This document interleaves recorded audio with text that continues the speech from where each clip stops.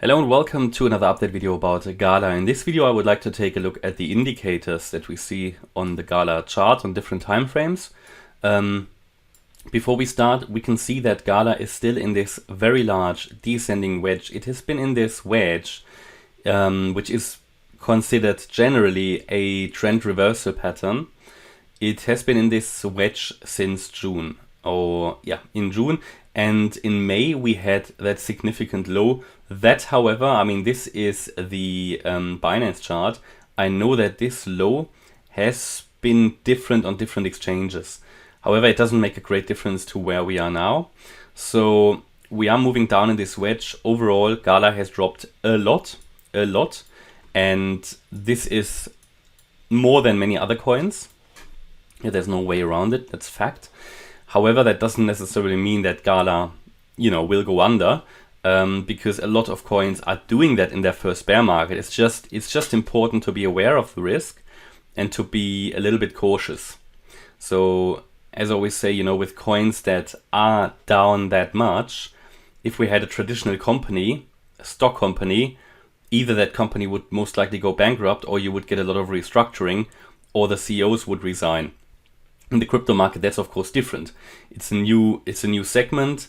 We don't have enough data. What happens to those coins that are below those levels? Many other coins have recovered when they were in previous bear markets below that level, the 88.7% Fib level. However, many have died as well. I always want to emphasize the risk because there are far too many people who don't talk about the risk. They only talk about the opportunities. But we talked about the opportunities in the last video as well. We talked about all-time high targets for GALA. Just wanted to show you this Fibonacci level, the 88.7% Fib level of the larger GALA cycle is at round about just below 10 cents. So ideally, to get into a more sustainable uptrend, we want to get above that level. Yeah, to be able to confirm that on the daily time frame, we are switching back to an uptrend. Now, we can possibly already explore the idea of an uptrend on the daily time frame if we break above the 4.9 cent level. This is the wave 4 high, but we have a long way to go. To get there, GALA would need to move up over 100%. So a lot of money will be needed for that. But it's technically possible. So we're exploring at the moment the idea that this could become an impulse here, which is absolutely possible. We have a wave 1, we have a wave 2. We have a wave 3, all the Fibonacci extensions were reached as well. We possibly have a wave 4, and if we get a fifth wave, that at least would be a first sign that things might be changing. If we have that first proper impulse, as Elliott waivers, we believe that a trend changes, or at least we have an assumption, or we can make an assumption that a trend changes if we see 5 waves into the direction on the chart. And here, when we come from a long downtrend, if we see the first 5 waves to the upside, then we can assume that a trend changes. It is not confirmation. It would only be a first indication after these 5 waves. So let's say something like this happens: 1, 2, 3, 4, and then 5. If we get that 5th wave to the upside, that would be exactly that indication that the trend changes, but not a confirmation. The actual test will happen when we then make this retracement, because after the 5 waves we should get a retracement, and that happens ideally in 3 waves.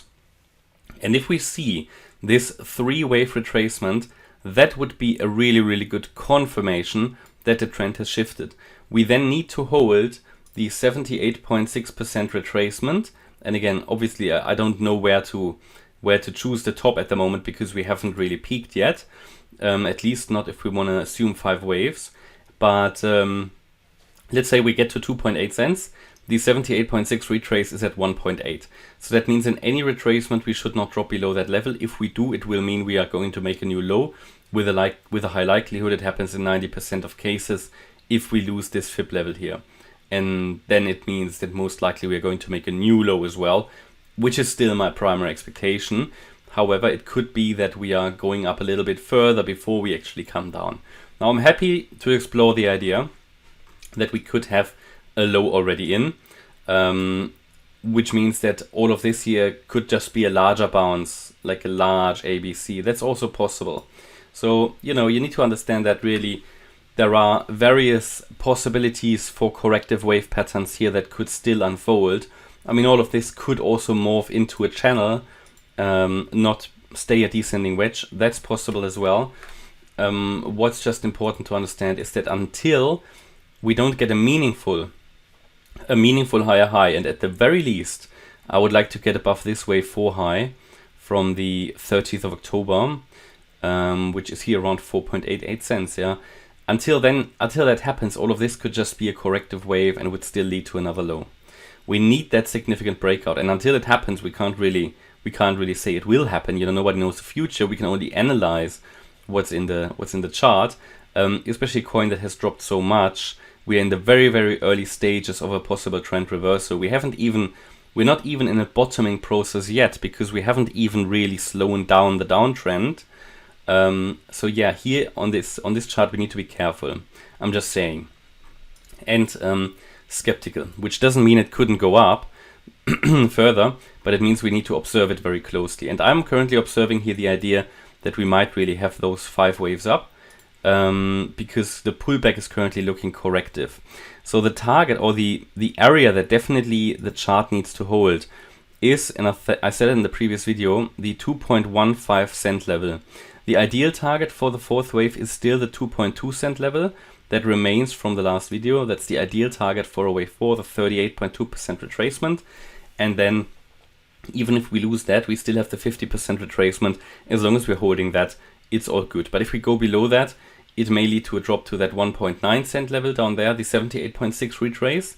And yeah, below that level, we are most likely going to make a new low. So in short, best would be to hold the 2.15 cent level. And then we can expect a 5th wave to the upside that might reach. I give you a possible target here for that 5th wave. Oops, I didn't want to take out the count.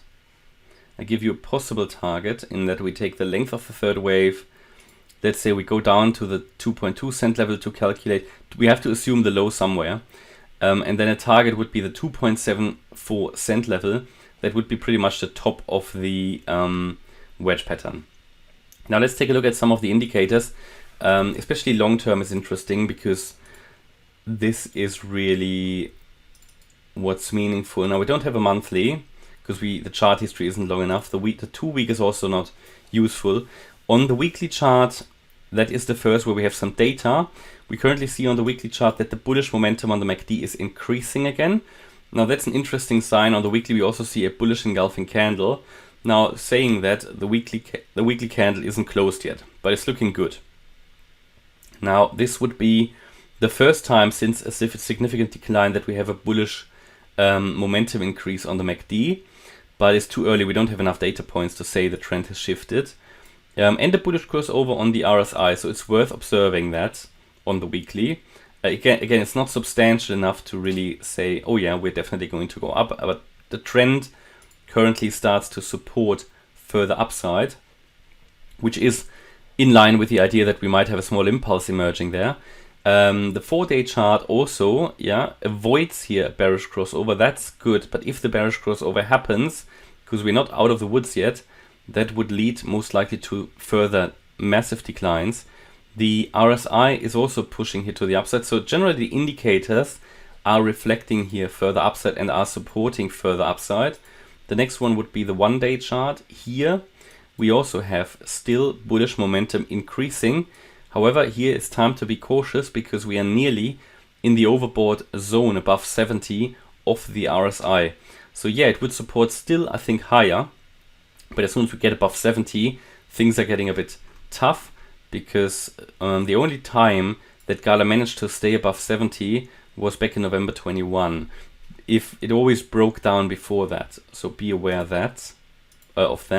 And on the 4-hour, we're already overbought. So yeah, I mean, we're currently consolidating, so it's bringing that RSI further down, which would then support maybe another spike. But the next spike may lead to bearish divergence, which would indicate downside coming. So this is obviously short term, the MACD as well. So it would basically support my Elliott wave analysis in that upside is still possible, but short term we are now nearly overbought. So maybe one more leg up and then we get that larger correction. That will be the moment of truth. Good, and that's my update about GALA. I hope you liked the update. If you did, please hit the like button, leave a comment and subscribe. And if you really like the content, please check out the channel membership. Thanks a lot for watching. Bye-bye.